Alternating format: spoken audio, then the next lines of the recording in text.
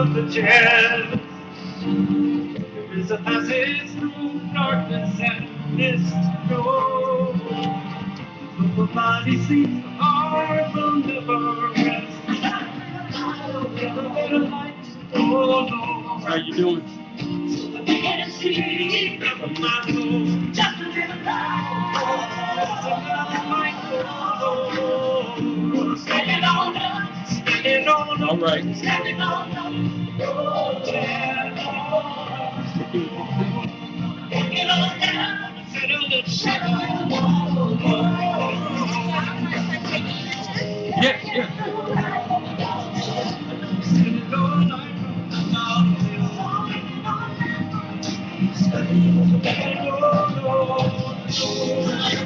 Mythology and cultural science.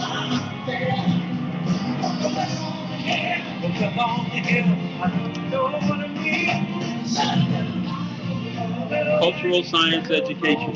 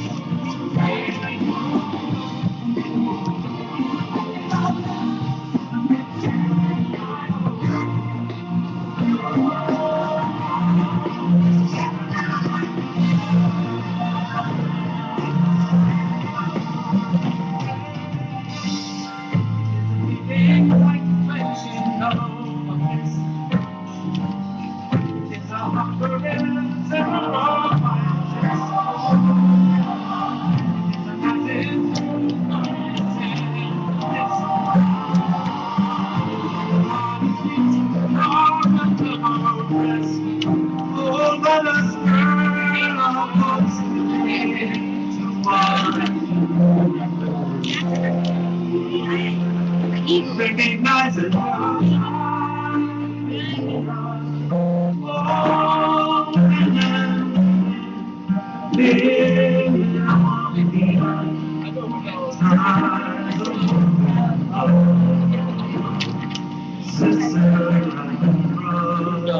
$3. Yeah. I need water.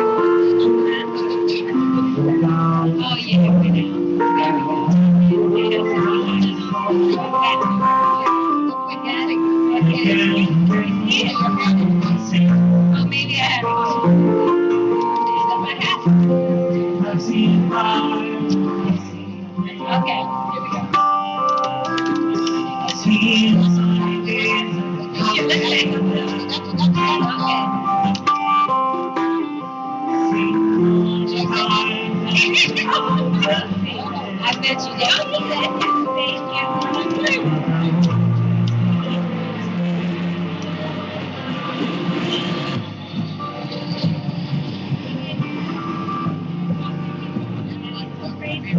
Thank you.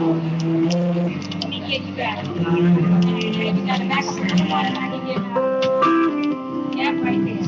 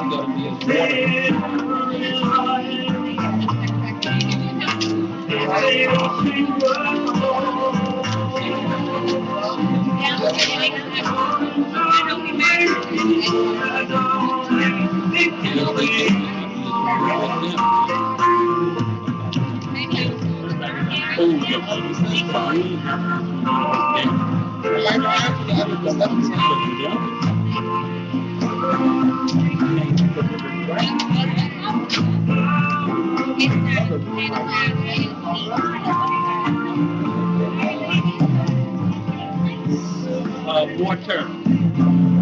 Water. One. Yeah, water.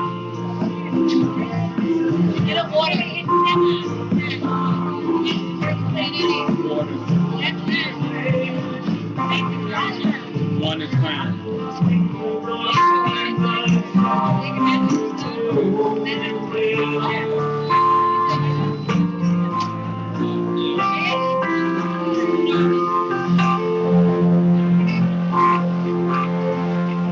All right.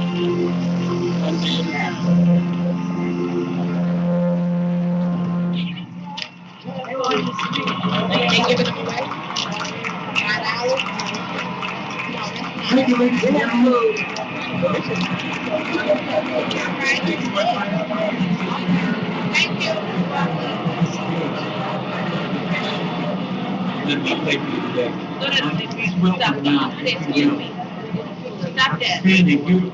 New Orleans. Man, when you're thirsty, water tastes Nominated. Legacy. Now, how can I get out of here? I have to go back to 16th Street. Pardon me. Hello, everyone. Isn't this a beautiful day? With all that's going on, I still think this is a beautiful place to be. Here's a song for you. It's called What a Wonderful World.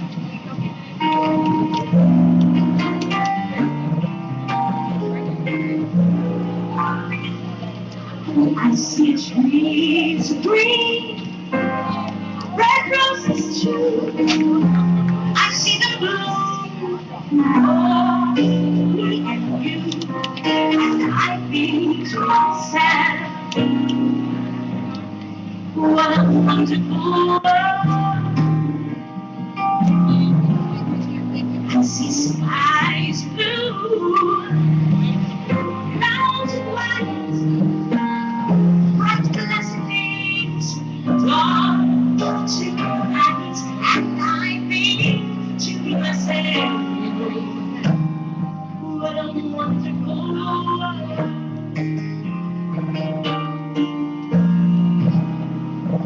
Colors of the rainbow.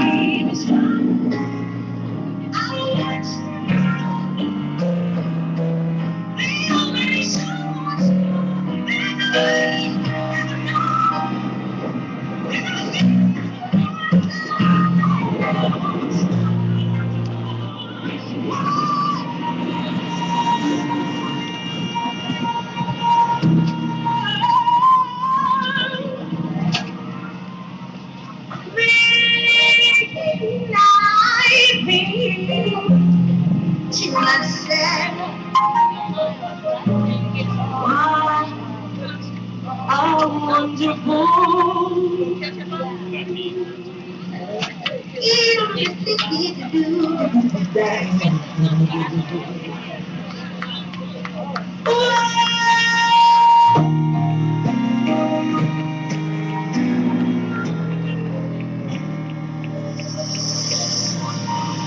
Thank you so much.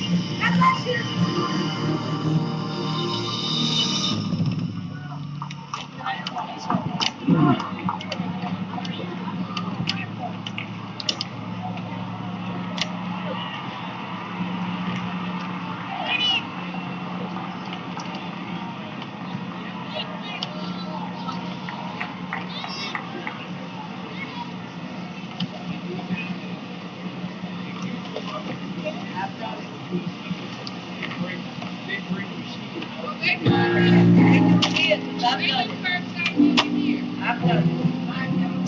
I've never heard of either.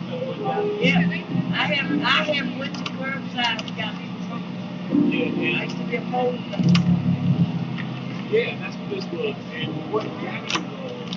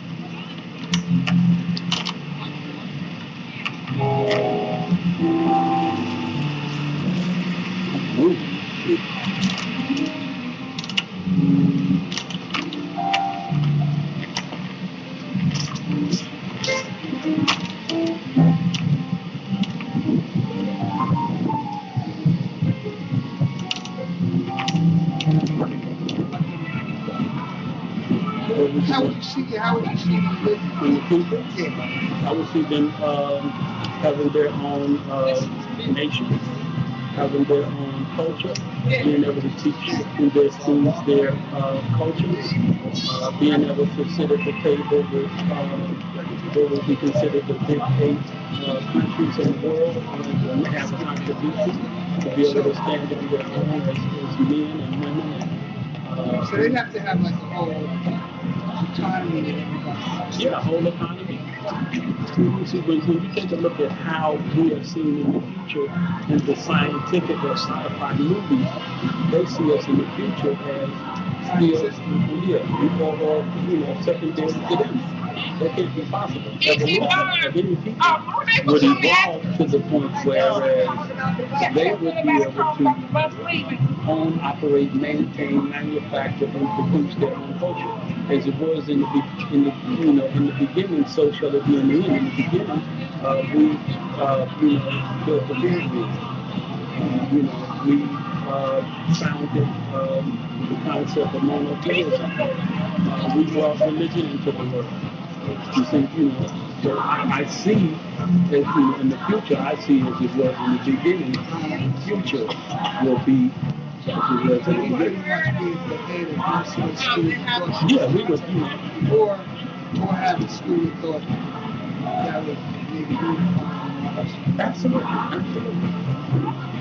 See, if you go sit down to the table to negotiate, and you ain't got nothing to negotiate with, you can't do no negotiating. So, what Martin Luther King did and his contemporaries was promote the philosophies, the ideals of their parents. The generation, the King's parents were followers of Darwin. Yeah, his parents were Garveyites. Marcus Garvey, you familiar with him? I didn't know that King's passed to Garvey. Yeah, right. Garvey went to the South and touched all of the South. When Garvey was living, there were 20 million, according to the U.S. Census, of black people. 7 million of them followed Garvey.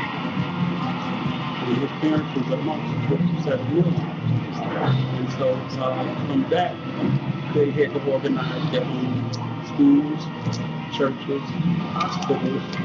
Yeah, when Garvey's parents, and even before Garvey's time, Garvey perpetuated what our ancestors, his parents and grandparents started. That's tradition, values that goes from one generation to the next to make us who we are and what we should be. And so, All right, turn back that way. so with evolution, it will continue until we could be able to be a nation of people of our own, where, you know, not only we would be able to be here in America, but, you know, somewhere in this vast universe or on the globe, we would have a nation that has evolved with all black people there from all over the globe, and we would be able to be equal and have our own cultural autonomy. That's pretty much the goal of these one nations. Yeah. Not to be superior. You know, we always talk about, group want to be superior over the other. But, you know, we want to be able to make a contribution. Psychology would be our intellectual contribution.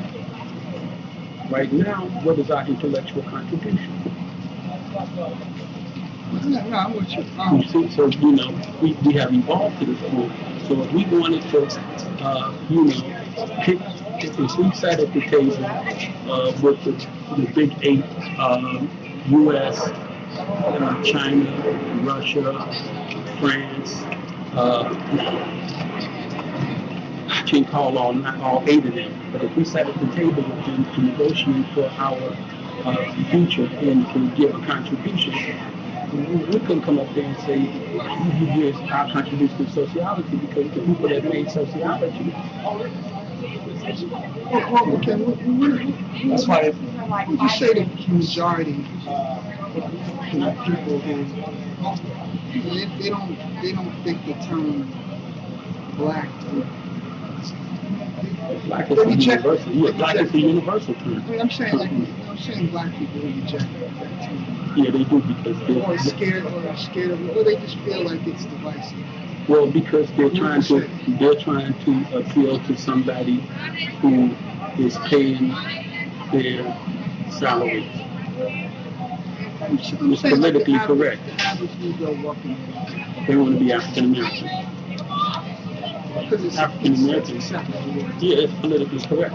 But there are no laws made in this country for African Americans. You're right. There's laws for colored people, Negroes, and black people. We hadn't had any laws passed since the induction of African Americans since '88 when it came out in the Legislature of California. All the laws on the books now for our people come from colored people, Negroes, and black people. So right. So I'm saying, so like. It's not a legal term. So African American is not a legal term. I got you. Politically correct. So what did they say?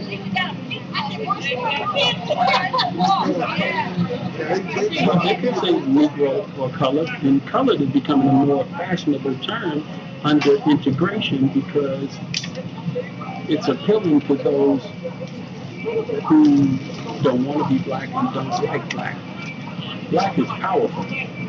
If the night comes, right, that's a good. You look into the sky. That's a good way to. It takes over. See, this light you see right now, that's sunlight that's temporary, but black is forever. That's right. You fly through that, and it'll be black. So, you know, not trying to be superior or anything, but you know, scientifically analyzing the difference between day and night and black and white. Black is the dominant gene, white is recessive. All right? Black can make all the people in the universe. White can eliminate white. Because that's scientific. That's genealogy. Right. That's a gene thing. But those individuals who don't want to be black, thinking that black is passe, old, or not up to date, are thinking that because somebody is with them, they think they have to appeal to them.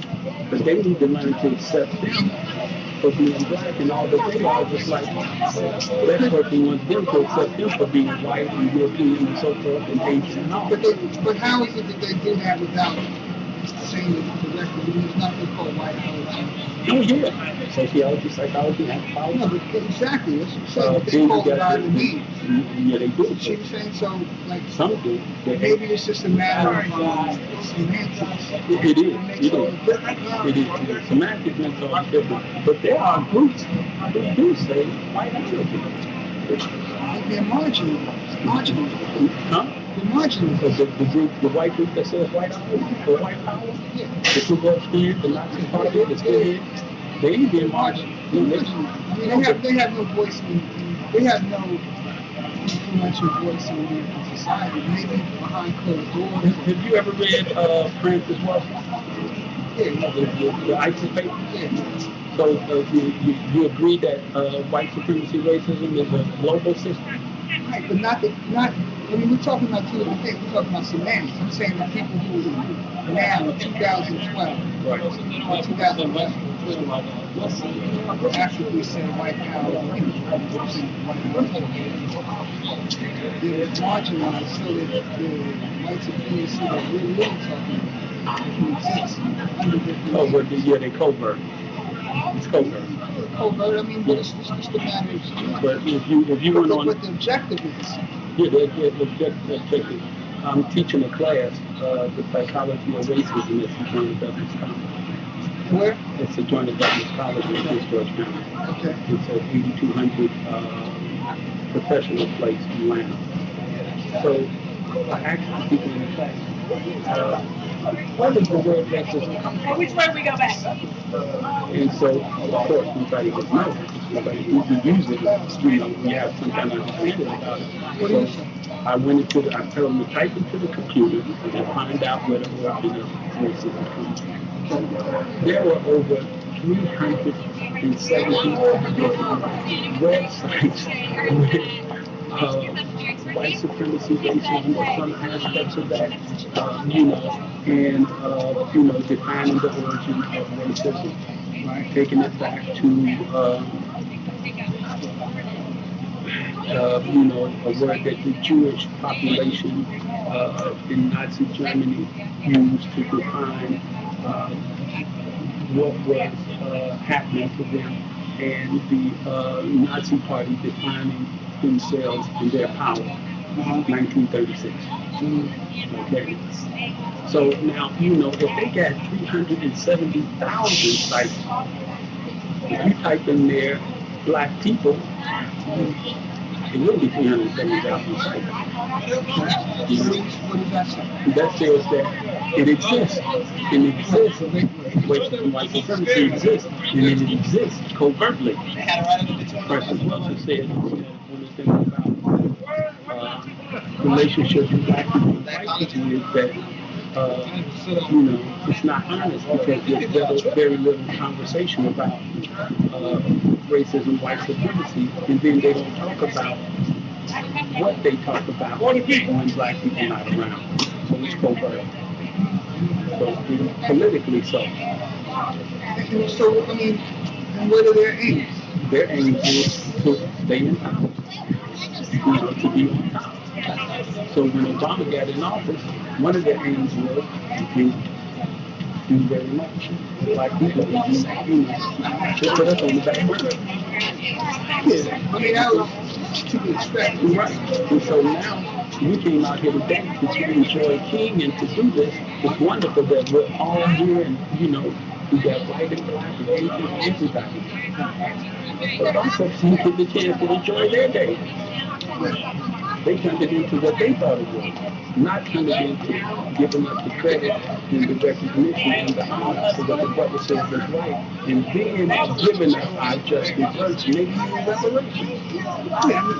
That's to be expected too. I mean, it's kind of ironic that the same government that Yeah, right. You see, so now, I'm saying that. So then we do need a black position research and study to teach ourselves, our younger brothers and sisters, and even our children, the whole truth and nothing but the truth about this thing, so eventually we can make a change. Because King made a change because he wasn't going to change.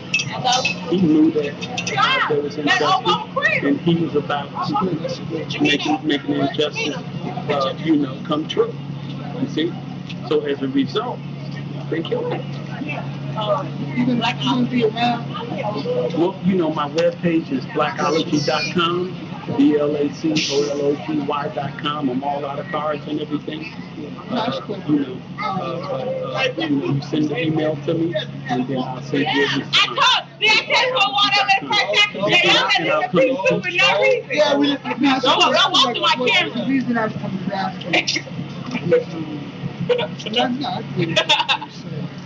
Thank you, buddy. Oh, you're a writer? What's the name of your book?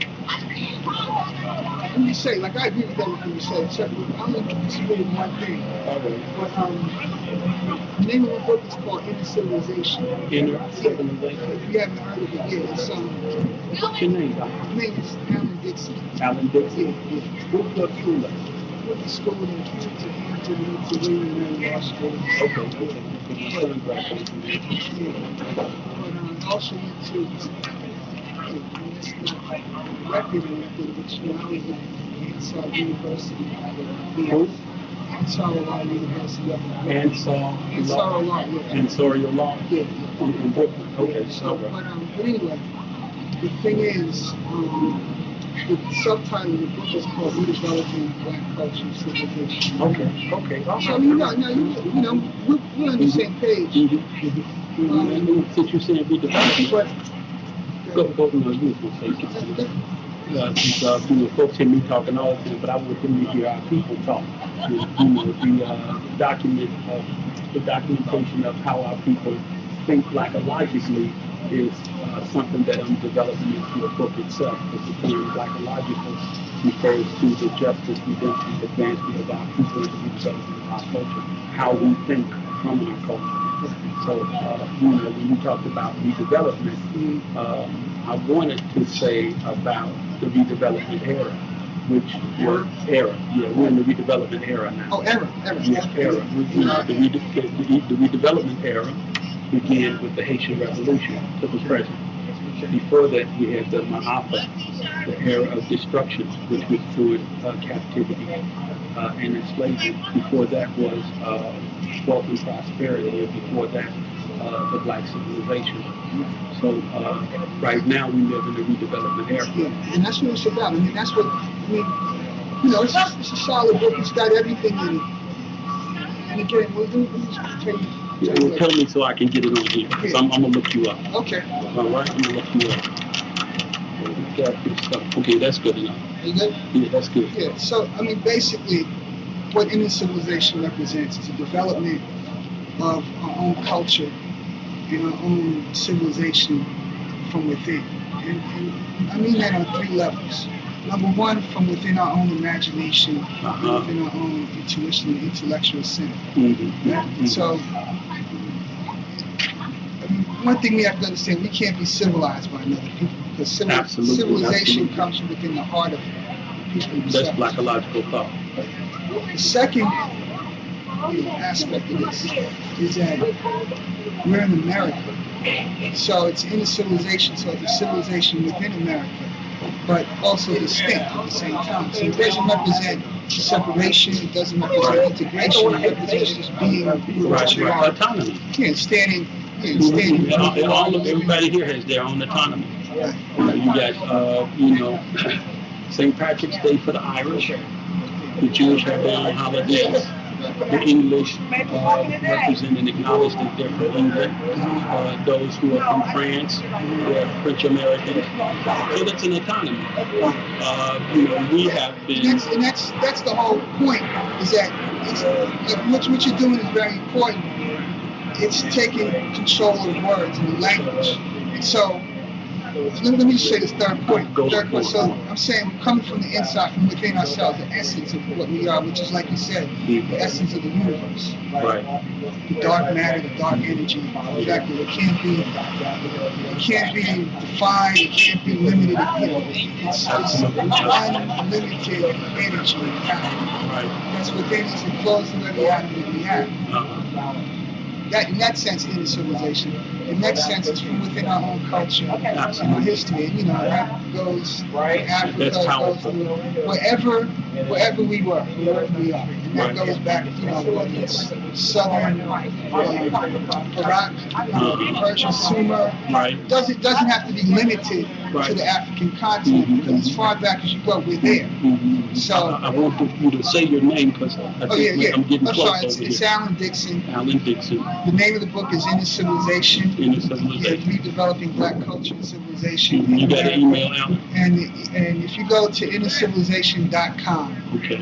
I have a blog with all of the, I have like at least 200-300 different articles to support what's in the book. But the book is like 400 pages worth of just undeniable information that really brings everything together. And one thing I wanted to focus on was that, like you're saying, you can't limit your scope.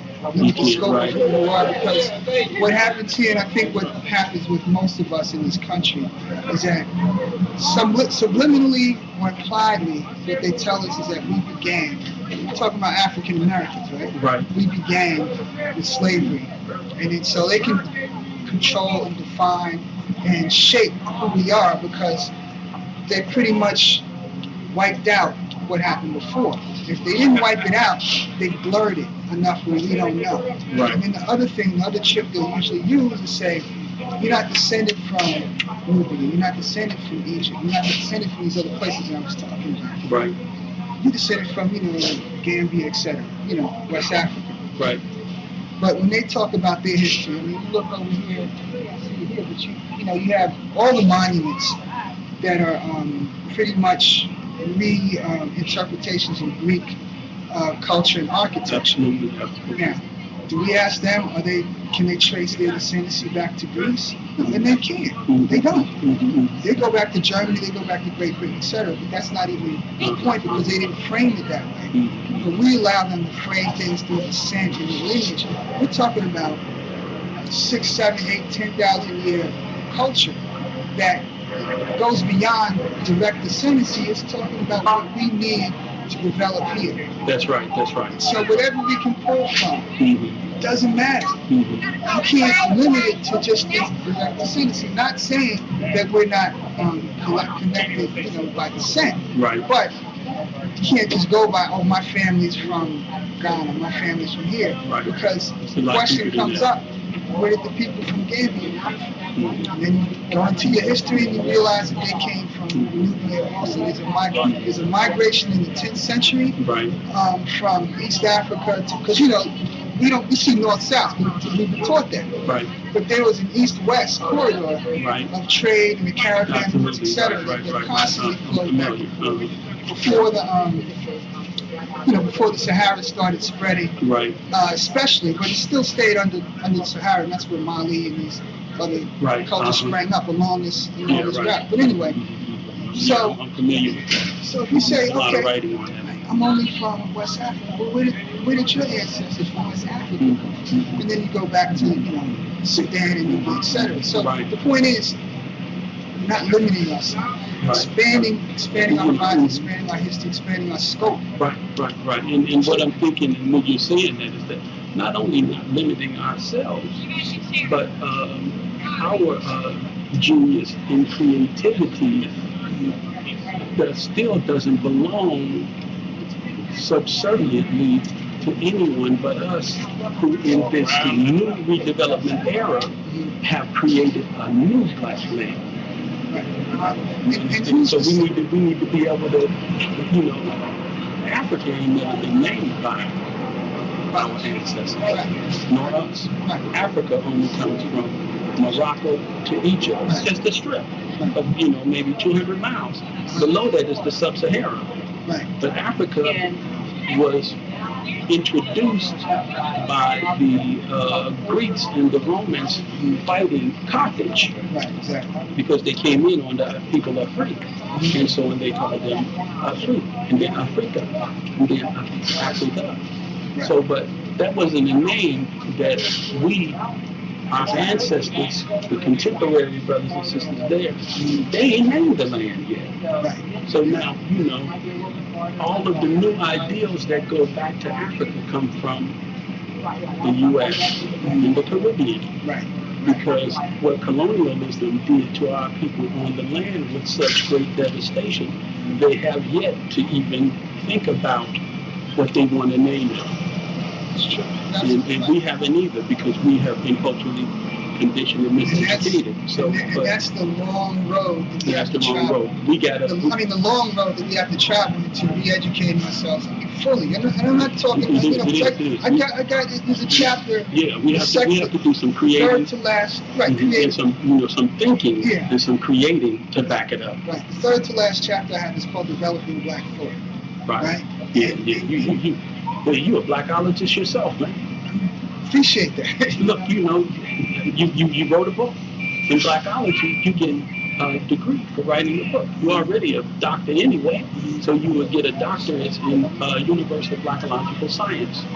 And then I would like for you to help in the building of this Blackology University. That's why I was asking originally, because seriously, like at the end of the day, I've come up with two things that have to be done, two most important first steps. And it's the kind of thing, that's why I was asking about like the ultimate objective. I mean, this is not the ultimate objective, but as far as steps. Right. What are our goals right now? Number one, the most important thing all of us can possibly do is establish mandatory schools for kids that not necessarily are an alternative to whatever public schools, but complementary. Right. Where they learn their history, where they learn the rigor of learning itself and understanding what it's about, opening their minds, and also giving themselves a sense of like a common theme. And this is something that would be monumental, because all these scholars that you have out here going to these universities or that teach at these universities, they've been teaching for 40 some odd years now. And if they can't sit down and come up with a curriculum, a single curriculum that all of our people in this country could follow, based on all the knowledge that we have now, coming from Nubian, Egypt, and just all it's immense. It's immense. Sit down and come up with some basic, simple principles that we can all accept and follow. And then set up schools based around that curriculum for everyone in this nation. And what this would do, you and I go out to, say, California or San Diego. You see a brother, I mean, if you don't have the shirt on, you just walk like, say like this is tashiki, not a t-shirt, but a tashiki, like t-shirt and tashiki. So and it reflects blackology front and back. So there's multiple hundreds. Which is genius. Which is genius. But check what I'm saying. So like the average brother walks over in Kansas City, right? Sees another brother. They have nothing really in common substantively. They might. Maybe they went to the same school with somebody who went to the same school. Martin Luther King, they have that in common, against racism, etc. But I'm talking about to the point where they have a substantive understanding of certain concepts and a worldview that they can share. Then that's when real unity forms. But it will never happen until we get these schools. So that's I'm telling you, to a blackologist, bro. Step one. And the other thing, and this is kind of complementary to that, it can work in different ways. I really shouldn't talk about it until I get it set up. But throughout like cultures in Africa, you'll find it doesn't matter the culture. They'll take the men away or the children away at 13 or 14, away from the society or the village. So that where you They at? teach them how to be men, Right. and then they bring them back.